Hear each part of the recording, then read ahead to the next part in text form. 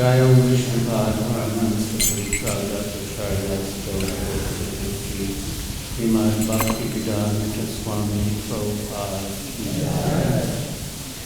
ISKCON founder Acharya Srila Prabhupada. Jayam Vrindavan Paramansa Puripad Acharya Astotra Satakati Srimad Bhaktivedanta Swami Prabhupada. Ananta Koti Vaishnava Vrinda ki jai. Namacharya Srila Haridas Thakur ki jai.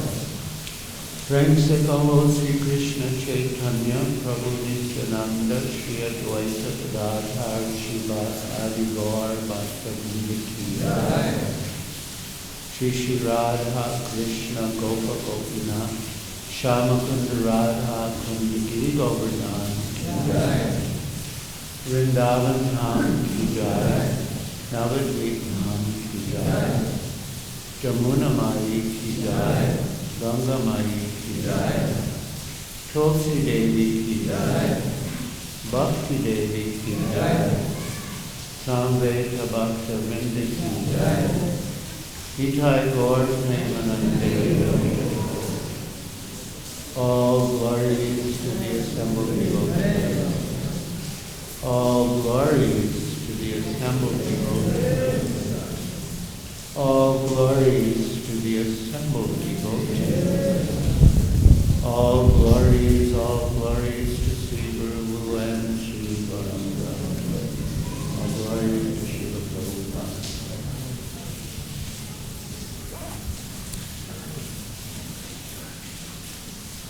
I'm finding it very windy. Would it work to put down just that one?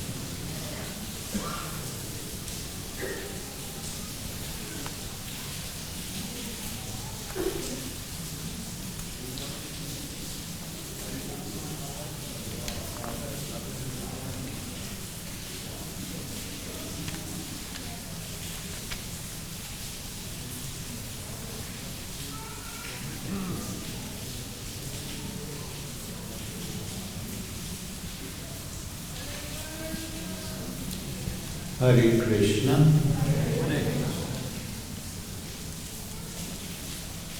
Today is the auspicious disappearance day of Srila Madhubandu Puri, who is a very important spiritual master in our line. He was the spiritual master of Sri Ishwara Puri, who was so blessed by Srila Madhubandu Puri, especially at the time of his passing away, that Ishwara Puri was accepted as the spiritual master of Sri Chaitanya Mahaprabhu, the supreme personality of Godhead himself. So there is a long chapter in the Chaitanya Charitamrita dedicated to the devotional service of Srila Madhubandu Puri. But the more detailed description of Srila Madhubandu Puri's last pastimes comes in the Antya Lila of Chaitanya Charitamrita in a chapter called Ramachandra Puri Criticizes the Lord.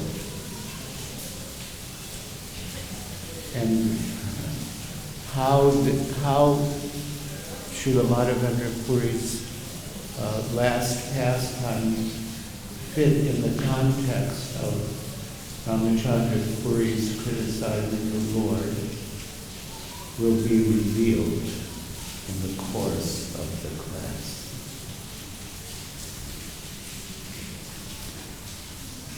A reading from Sri Chaitanya Charitamrita Anjali, Chapter 8, Text 1. Tam Bande Krishna Chaitanya Brahmachandra Puri Bayat Lokika Harata Swamyo Bhikshanam Samakochayat. Let me offer my respectful obeisances to Sri Chaitanya Mahaprabhu, who reduced his eating due to fear of the criticism of Ramachandra Puri. Text 17. The characteristic of Ramachandra Puri was that first he would induce someone to eat more than necessary, and then he would criticize the person. Now this is not a very congenial habit that Ramachandra Puri had. Yet Ramachandra Puri was a disciple of Srila Madhubandu Puri, and therefore Sri Chaitanya Mahaprabhu respected him on the same level as his spiritual master, because he was a godbrother of his own spiritual master, Ishwara Puri. So how could someone coming in such an exalted lineage become so fallen that he would criticize all the devotees of Lord Chaitanya for overeating? And he ultimately criticized Sri Chaitanya Mahaprabhu himself. And therefore Chaitanya Mahaprabhu reduced his eating. He cut his eating in half, which caused great distress to the other devotees. And they advised him, why do you pay attention to Ramachandra Puri? He's just a fault finder. And Chaitanya Mahaprabhu replied, no, he's my well-wisher. He's the godbrother of my spiritual master, and he's my well-wisher. I must take heed of what he's saying. But as soon as Ramachandra Puri left town, left Jagannath Puri, Chaitanya Mahaprabhu and the other devotees felt relieved of a great burden, and then Chaitanya Mahaprabhu began eating his normal portions.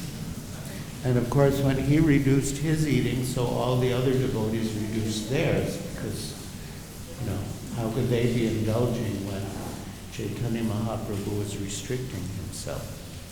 But when Ramachandra Puri left town, then Chaitanya Mahaprabhu began to eat as before, to his heart's content, and all of his devotees did as well. So how could Ramachandra Puri, coming in such an exalted lineage, become such a problem? So that is explained in relation to Srila Madhavendra Puri's last days. Text 18. Formerly, when Madhavendra Puri was at the last stage of his life, Ramachandra Puri came to where he was staying. Madhavendra Puri was chanting the holy name of Krishna, and sometimes he would cry, "Oh my Lord, I did not get shelter at Mathura." Ramachandra Puri was so foolish that he fearlessly dared to instruct his spiritual master. which is a great offense. Text 21. Tumi Purna Brahmananda Karaha Smarana Brahmavit Hana Kene Karaha Rodana.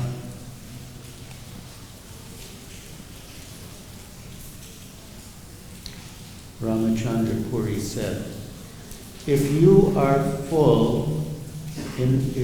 in full transcendental bliss, you should now remember only Brahman. Why are you crying? Purport by Srila Prabhupada. As stated in the Bhagavad Gita, Brahma Bhuta Prasanatma, a Brahman-realized person is always happy. Na sochati na kanshati, he neither laments nor aspires for anything. Not knowing why Madhavendra Puri was crying, Ramachandra Puri tried to become his advisor. Thus he committed a great offense, for a disciple should never try to instruct his spiritual master. So what Ramachandra Puri witnessed was his spiritual master crying in ecstatic feelings of separation for Krishna. He was actually in the mood of Srimati Radharani when she was in separation from Krishna. But Ramachandra Puri could not appreciate the transcendental feelings of separation expressed by his spiritual master, and he mistook them for ordinary material lamentation. And so he foolishly advised him to be fixed in Brahman, which is the effulgence of the transcendental form of Krishna. And in other words, Madhavendra Puri was way beyond that.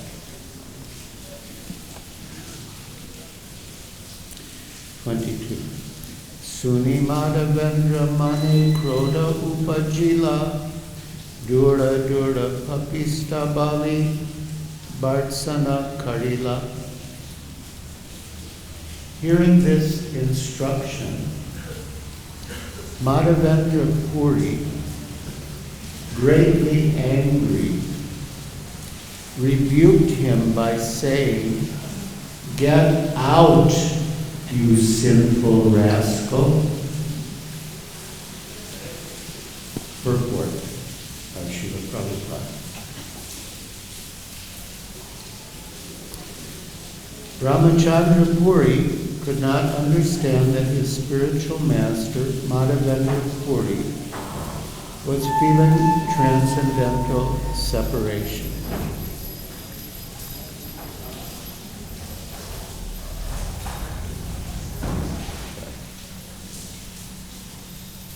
Ramachandra Puri was not sufficiently expert to understand the feelings of Madhavendra Puri, but nevertheless he thought himself very advanced.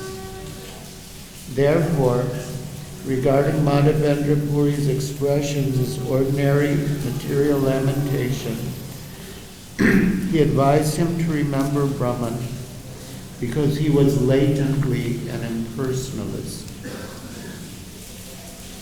Madhavendra Puri understood Ramachandra Puri's position as a great fool and therefore immediately rebuked him. Such a reprimand from the spiritual master is certainly for the betterment of the disciple. Now, it's mentioned in the verse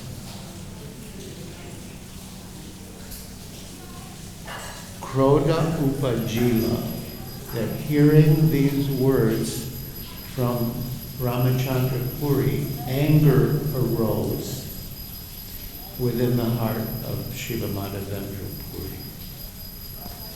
Now, anger is another thing that impersonalists do not appreciate. They don't understand transcendental anger. And there was an incident that took place in New Delhi at the first Pandal, which is very instructive, but due to time limitations, we won't describe the whole event. But basically, a sort of rough-looking Westerner, I don't know, from Australia or I'm not sure. But he was wearing like a chain around his neck and like black leather. And so when Srila Prabhupada was giving his lecture, this young man approached the stage. And immediately the devotees went to keep him away. And Srila Prabhupada said, no, let him come. So he climbed on the stage. Then Prabhupada said, give him asana. So the devotees gave him a cushion, and then Prabhupada said, give him microphone. So the young man immediately challenged Srila Prabhupada. He asked him,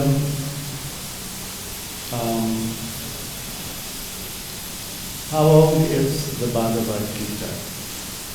Srila Prabhupada answered, 5,000 years old. And then the young man said, no. According to my information, it's such and such. Then, anyway, there was some back and forth. And eventually, he asked Prabhupada, another challenging question. And Srila Prabhupada replied, no. First you answer my question. What is the process for understanding the Bhagavad Gita? And the man said, no, I asked you first. You answer my question. And Prabhupada said, I'm not your servant. You answer my question. So then the man started to lose his temper and shout. And then Prabhupada motioned remove him. So they came and placed him back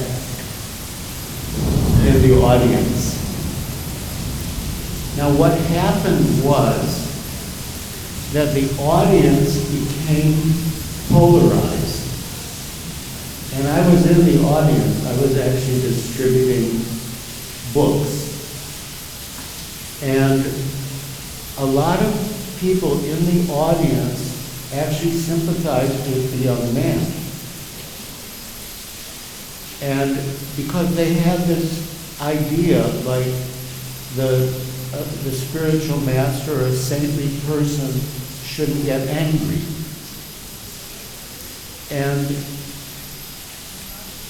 so they started to sort of mob us. They said, Guru Maharaj shouldn't have got angry, he lost his temper, and it was really very uncomfortable for us. So I and a couple of other of the distributors, we made our way towards the stage. And meanwhile, the other part of the audience, they were sitting very attentively, listening to Srila Prabhupada, who explained the process for learning the Bhagavad Gita, which is, submissive oral reception. Tadvidi pranita patena pariprashnena sevaya. And by allowing the young man to exhibit his challenging spirit, Srila Prabhupada staged a demonstration of how not to approach a spiritual master. What is not the process of learning the Bhagavad Gita. Now, at the time, there were some politicians who had come forward to help with the Pandal.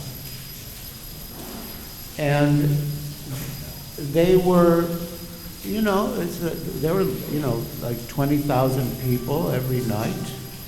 And they were thinking if they're identified with Srila Prabhupada and ISKCON, then, all the pious people will support them in the election.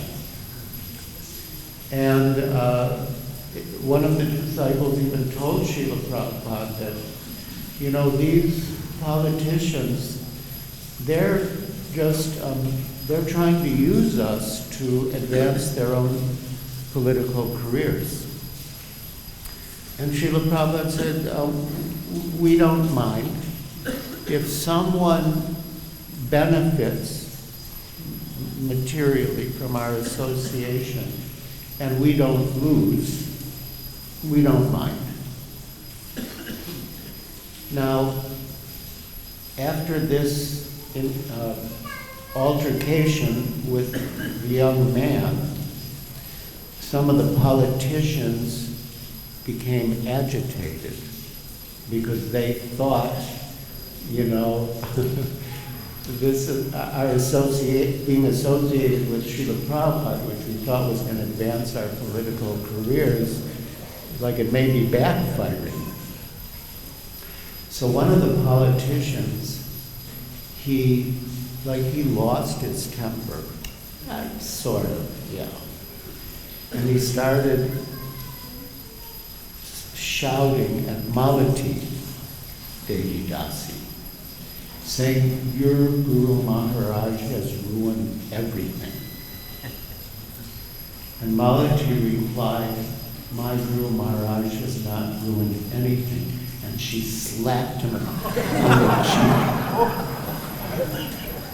And I was really impressed. I thought, this is transcendental anger. This is a real disciple. So,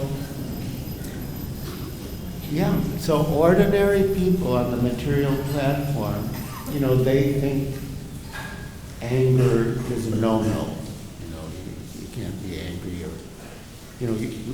lamentation is a no-no. They don't know that these things have an original reality on the spiritual platform. And they're exhibited by pure devotees. And to mistake those manifestations of transcendental love as material lamentation, material anger, creations of the modes of passion and ignorance is very offensive. And unfortunately, Ramachandra Puri made that mistake with his spiritual master.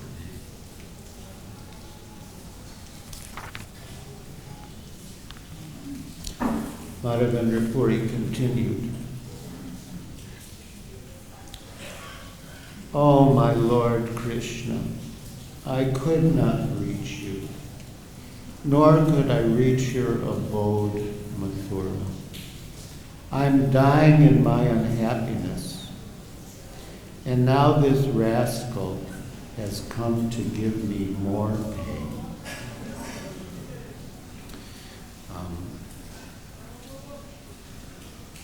Then Madhubandu Puri addressed Ramachandra Puri. Mora murka nade kapi tui yao yati tati tore deke maile more habe asad gati. Don't show your face to me. Go anywhere else you like. If I die seeing your face, I shall not achieve the destination of my life. Now, this is very heavy, but as Srila Prabhupada wrote earlier, that the chastisement of the spiritual master is certainly for the betterment of the disciple. And as I've read Sri Chaitanya Charitamrita, many of us, I'm sure, had the same experience. I see more and more how Srila Prabhupada exhibited the same sorts of transcendental qualities as even Sri Chaitanya Mahaprabhu and his associates. Although Srila Prabhupada maybe never rejected a disciple, because he's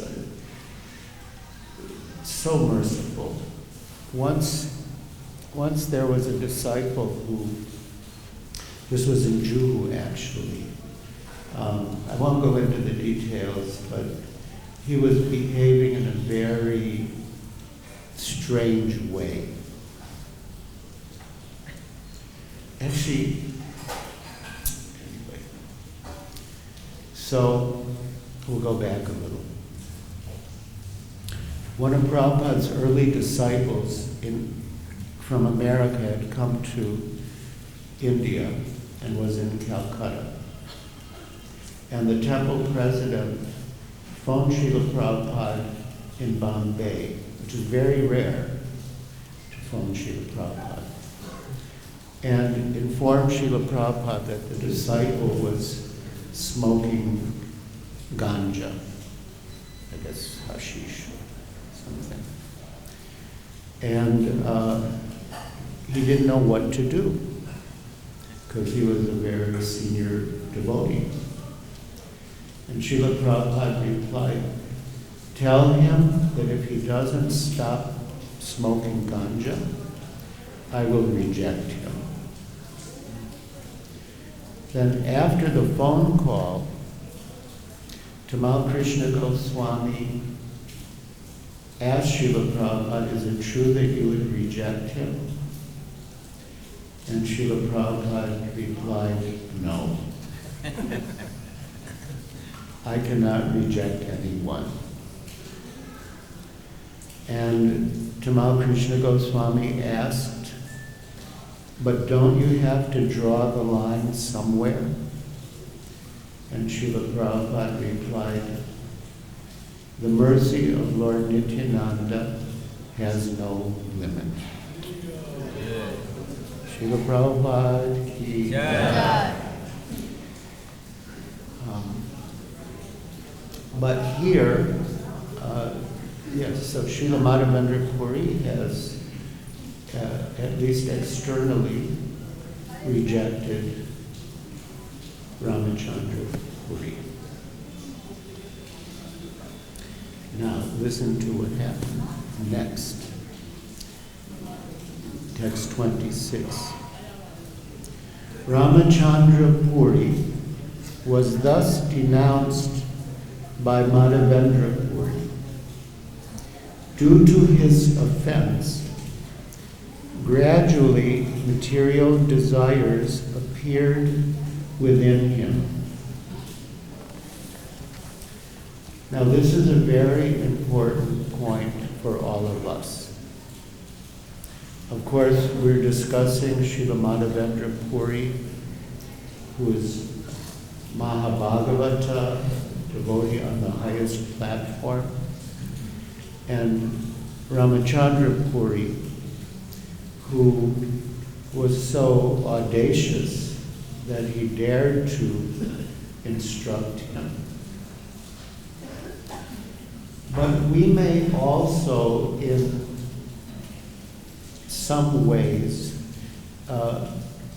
be guilty of the same type of mentality in a more subtle way.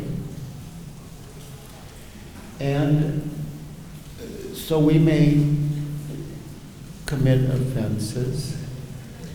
We may have doubts, and we might articulate them, or we might be afraid to articulate them, but we might keep them in our mind. Doubts even about Srila Prabhupada. But the result of offenses is that material desires gradually develop. And so we should be careful. And not only with, great exalted personalities like Srila Madhubandu Puri or Srila Prabhupada, but even with other devotees who may not strike us as being on the same level. We should be careful not to commit offenses against them, against any devotee, any Brijbasi, any animal in the Dham. I mean, they're all special souls, and we can get reactions. So I'm going to continue reading, but keep in mind that the instructions here can be relevant to us also. So, yes, 26. Ramachandra Puri was thus denounced by Madhubandu Puri. Due to his offense, gradually material desire appeared within him. Purport by Srila Prabhupada. The word vasana, material desires, refers to dry speculative knowledge. In other words, the desire for impersonal liberation is also a material desire. Speculative knowledge is only material. As confirmed in Srimad Bhagavatam 10:14-4, a person without devotional service who simply wants to know things, kevala bodha labhyate, gains only dry speculative knowledge but no spiritual benefit. So then Srila Prabhupada quotes a series of verses to the effect that even one who's liberated, Jivan Mukti, even one who's liberated, can fall down if he offends the Supreme Lord or the Lord's devotee.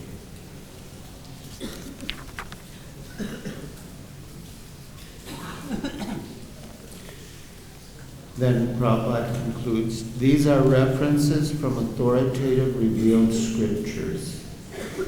If one becomes an offender to his spiritual master or the Supreme Personality of Godhead, he falls down to the material platform to merely speculate. Text 27. One who is attached to dry speculative knowledge has no relationship with Krishna. His occupation is criticizing Vaishnavas. Thus he is situated in criticism. Now, this topic of criticizing devotees may have relevance to us.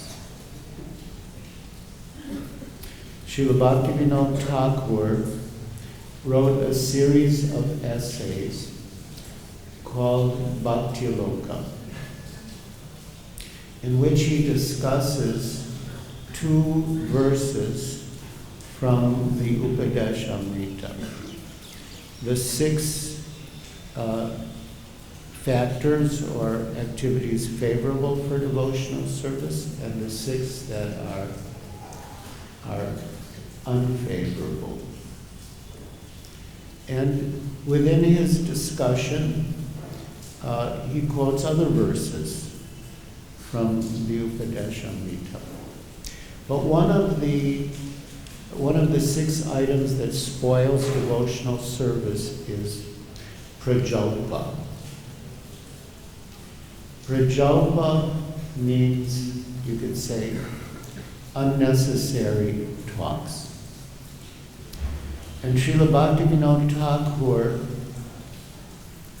analyzes different categories of prajalpa, or unnecessary talks, and dry arguments is one of them.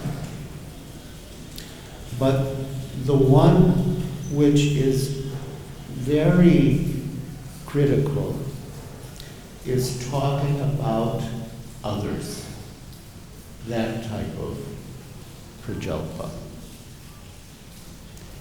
And basically, he said that we should not talk about others. And there's one place where he says, but if you are in a situation where you have to talk about others, meaning in a negative way, if you're in a situation where you have to speak about others, then better remain silent. In other words, no compromise. But then at the end, he does make an exception, but there are conditions to the exception. The exception is that in order to make a point clear, one may have to use a negative example. And without using the negative example, the point may not be clear. Actually, we're seeing it here in Chaitanya Charitamrita. Srila Krishnadas Kaviraj Goswami is using a negative example to make an important point. So we might think, well, here's the loophole. And he says that even in a spiritual organization, one may have to point out the defects of a particular member of the organization. So one might think, okay, it's not as bad as I thought. There is scope. But Srila Bhaktivinoda Thakur has laid down certain conditions. And the conditions are that one's heart should be free from devotional impediments, such as envy and pride. Now, so before we think that we can criticize a devotee, we should look within our hearts and see, am I free from envy? Am I free from pride? And he also mentions anger. Am I free from anger? If I'm not, then I should not criticize. Now there may be need, I mean it's a little intricate, but there may be need to correct someone. But if you're not sure about your purity of heart, you should not rush to be the one to do it. You can approach a confidential friend whose heart is clean and say, I'm seeing this in this person. What I'm seeing, is it really there, or is it just a projection of my own envy? Or you may approach someone that this is what I perceive. I don't know if it's accurate or not. Please tell me. Or if you look at it, and if you think something needs to be done, then you do it, because you're the person's authority, you're the right person to deal with them. So, in general, we should be very careful on this point. Yes, especially with devotees, especially in the Dham. But even then, and therefore it's so important to have confidential friends with whom we can reveal our minds in confidence. Guyam akyati prichati. And that atmosphere of having confidential friends of whom we can inquire in a situation like this, for example, where we perceive a fault, but we're not sure if it's really in the other person or it's just us. So we can only do that in a culture where there is no talking about others. Otherwise, you'll be afraid to open up to someone for fear that the person will, oh boy, I got a hot one now. And it's straight away on the internet, Facebook, whatever the venues are. Then people won't open up. They won't inquire confidentially out of fear. And then what will they do? They'll be keeping all these things inside without any resolution. So it's very important that we have a culture where there's no prajalpa. Where we have confidential exchanges and check ourselves, and see whether we are being influenced by things like envy, pride, anger, hatred, or not. But here, fortunately, HH.GIriraj Goswami and Srila Madhubandu Puri are completely pure devotees, and they are using this negative example only for our benefit. Now, so now we come to the other example. Text 28.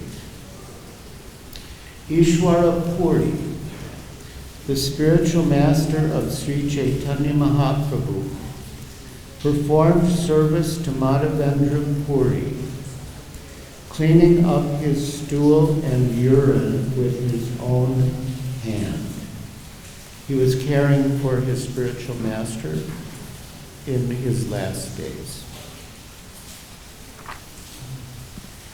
Ishwara Puri was always chanting the holy name and pastimes of Lord Krishna for Madhubandu Puri to hear.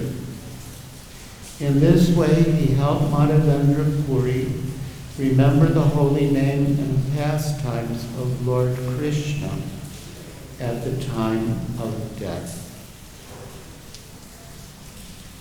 So, Ishwara Puri was a perfect example of how a disciple serves his spiritual master at the end.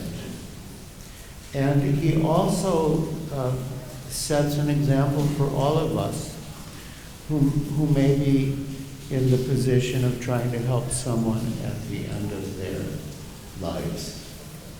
You know, he took care of his spiritual master as a humble servant, cleaning up his stool and urine with his own hand, and at the same time chanted the holy name and pastimes of Krishna to help him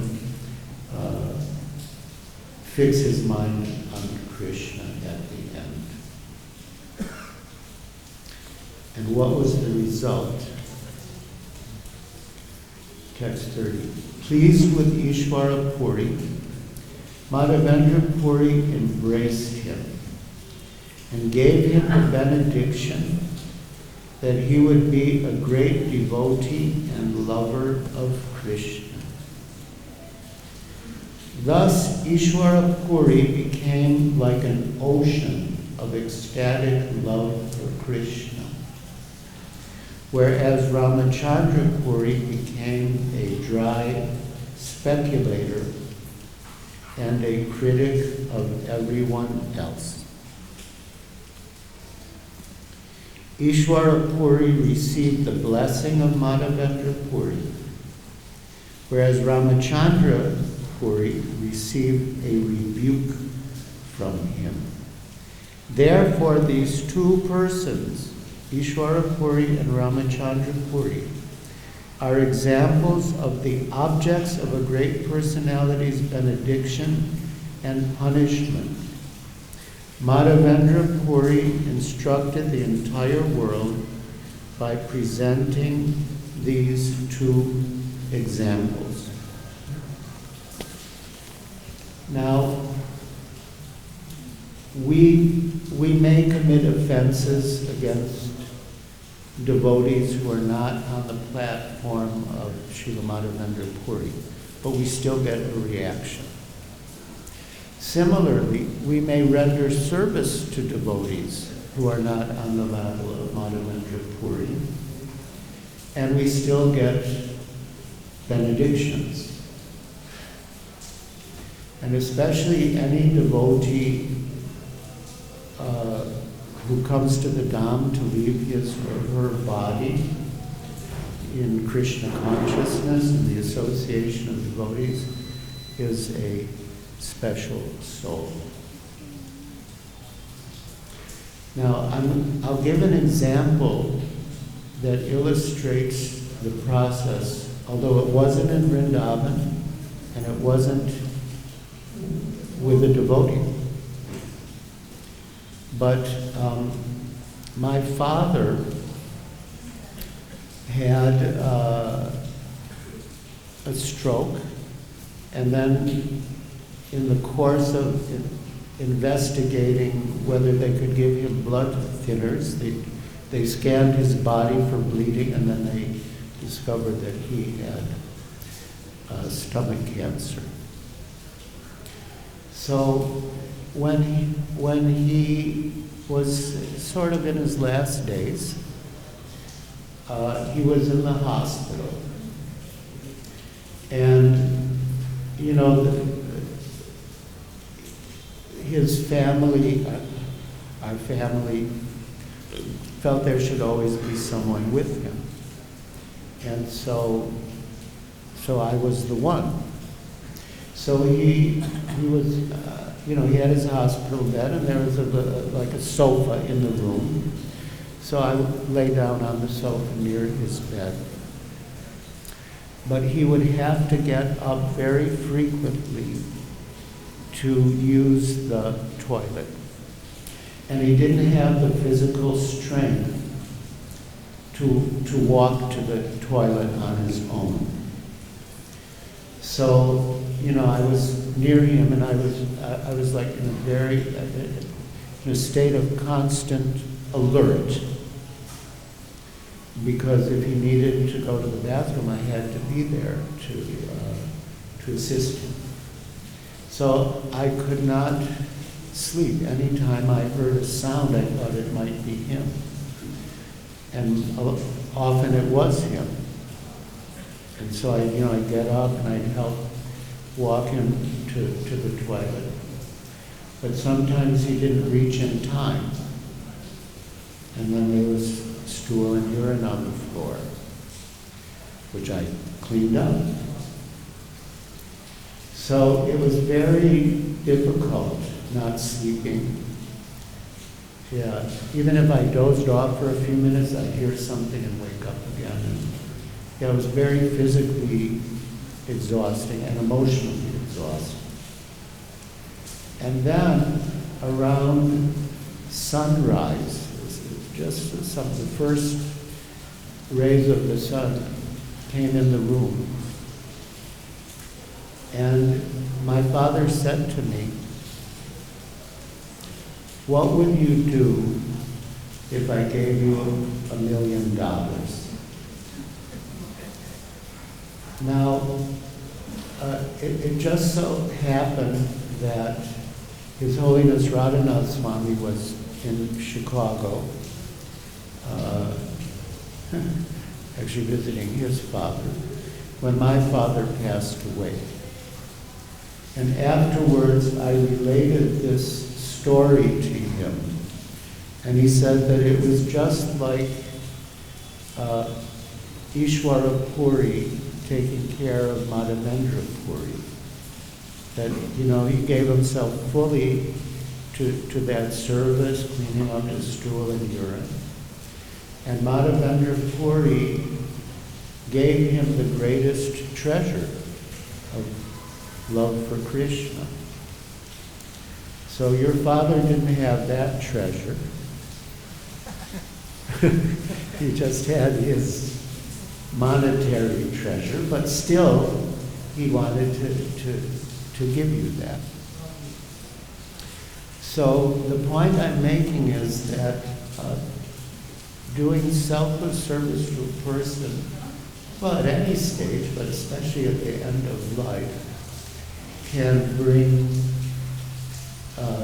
benedictions, and it can bring blessings from the soul who's departing. Now, I know I don't know if we're short of time or not, because time is eternal. Maybe it's just a mental concoction. So no, we're not short of time. We're not at all short of time. But still, I'll try to be brief. And now we'll come to the conclusion of this description. Text 33.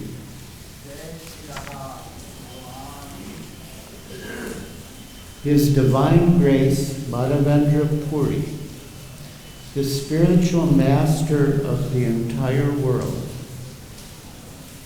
thus distributed ecstatic love for Krishna.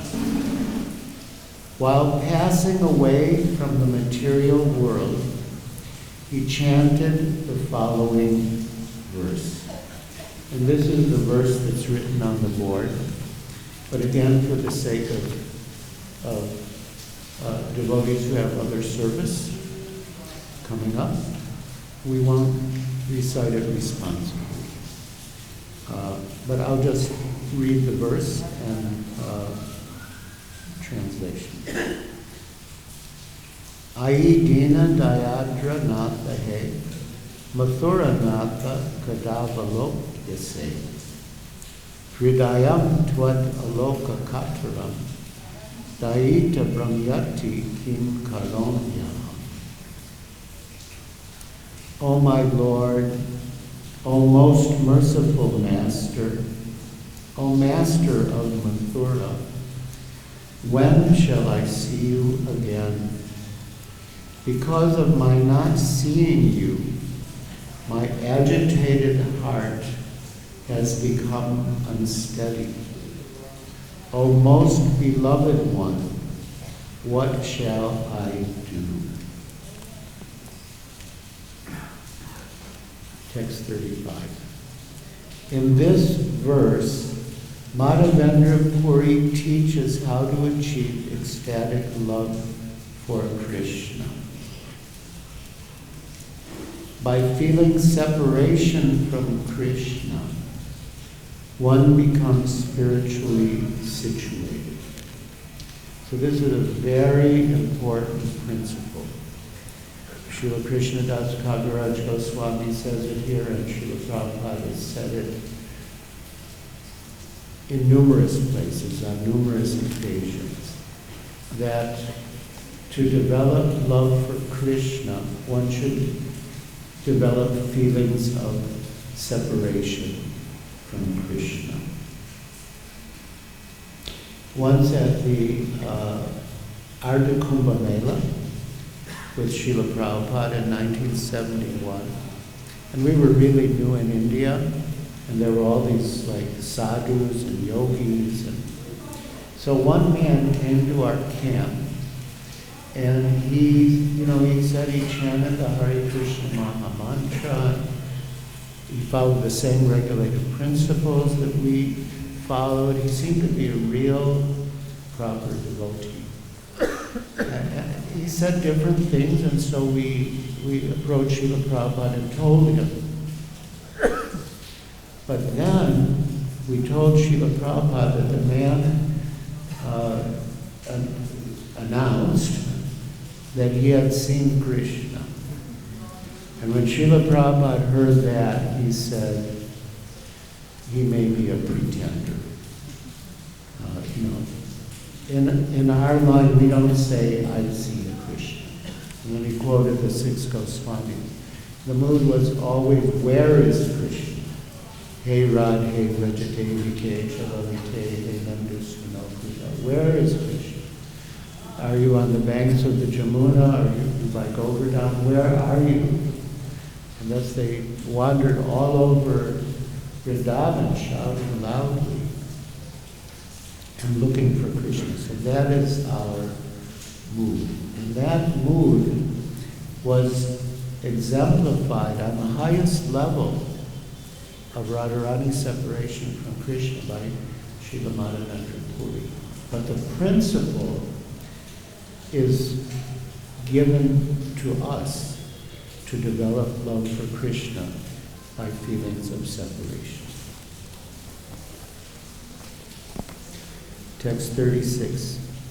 Madhubandu Puri sowed the seed of ecstatic love for Krishna within this material world and then departed. That seed later became a great tree in the form of Sri Chaitanya Mahaprabhu. So, yes, Madhubandu Puri is so important in our line. He introduced this mood of ecstatic separation from Krishna, the mood of Radharani. And elsewhere it's described that only 3 people in this world can actually understand the deep purport of this verse.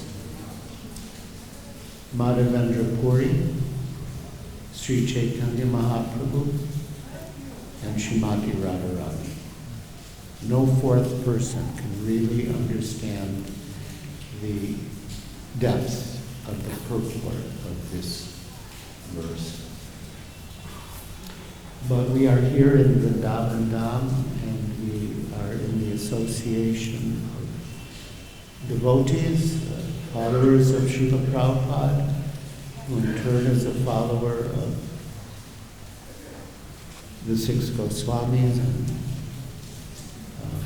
Srila Madhubandu Puri, Sri Chaitanya Mahaprabhu. So we should utilize every moment that we have here for the best purpose, and always chant and hear about Krishna, serve the devotees, and on the positive side and on the negative side, avoid the jalpa, and especially speaking about others. But speaking about others is restricted only if you're criticizing. If you want to glorify, you can speak as much as you want. Krishna and his devotees, we can glorify as much as we want, and go back home, back to Godhead. Hare Krishna. Are there any questions or comments?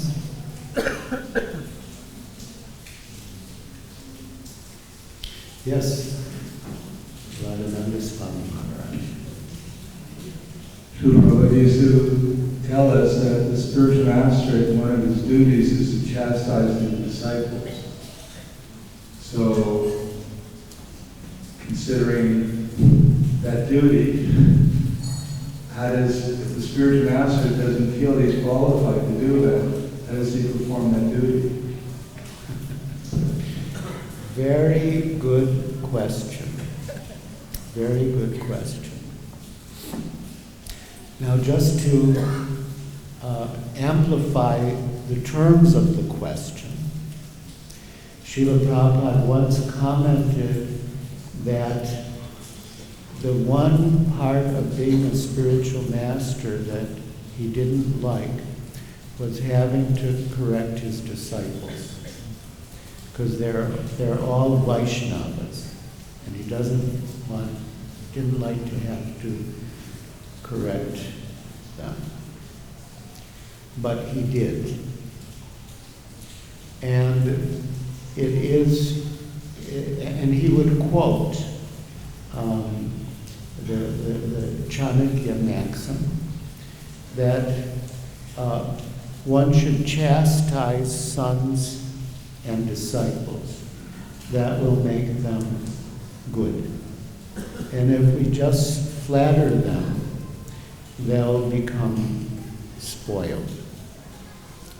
So you're right. It is our duty if we're in a position of authority and responsibility. Now, we should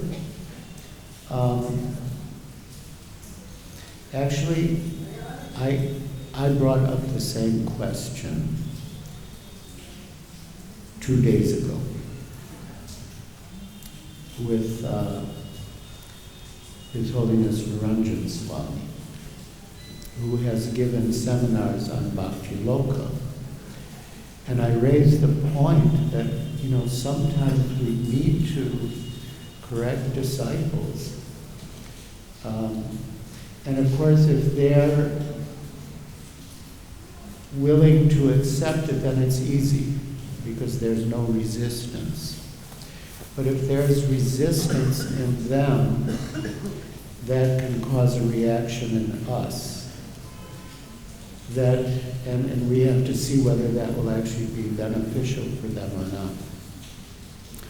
So what he said was that with people who may not just accept on faith what you say, it's maybe worthwhile to discuss the different courses of action.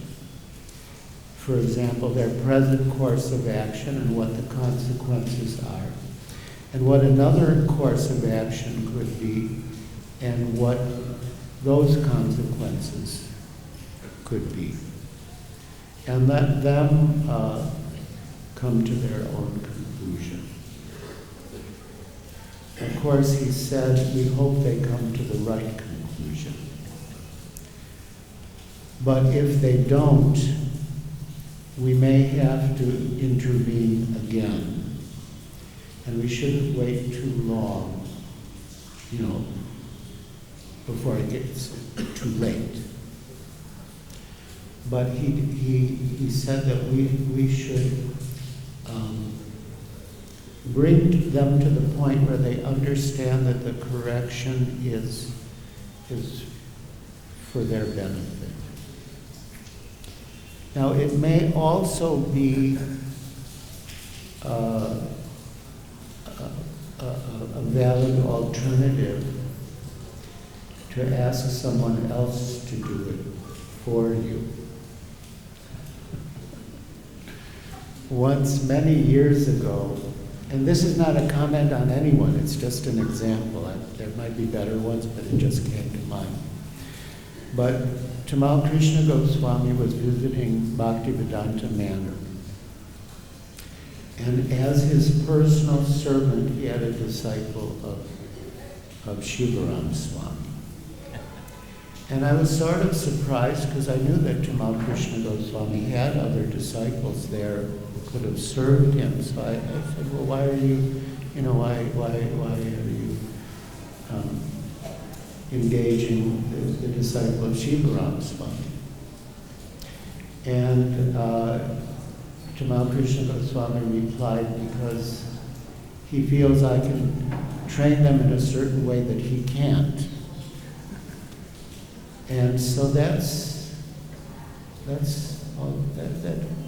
But on our level, I mean, that idea of Guyam Akyati Prichati, confide in some confidential God brother that, I'm seeing this in my disciple.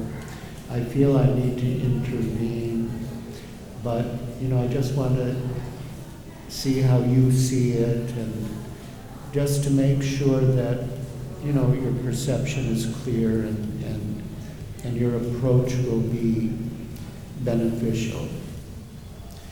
So, I think as a rule that's a good approach. Just consult. Could be a disciple, could be a God brother, could be anyone. But it's very important that we say, if they need to hear something and it will benefit them, that we say it. But we say it in the right way and in the right consciousness. But I can tell you, on a personal level, you have a disciple in Dallas, and he is often seen walking around with an iPod with earphones in his ears. And quite often he'll come up to me and he'd be in a very exuberant mood, and he said, I had this question, I just couldn't get the answer, and I was listening to Guru Maharaj's tape and I got the answer, just what I needed. So that's another way I've seen with some gurus. They're very gentle in their personal interactions, but then they can be very straightforward in giving a class. And if the disciple is sincere enough when hearing the class, he'll understand, oh,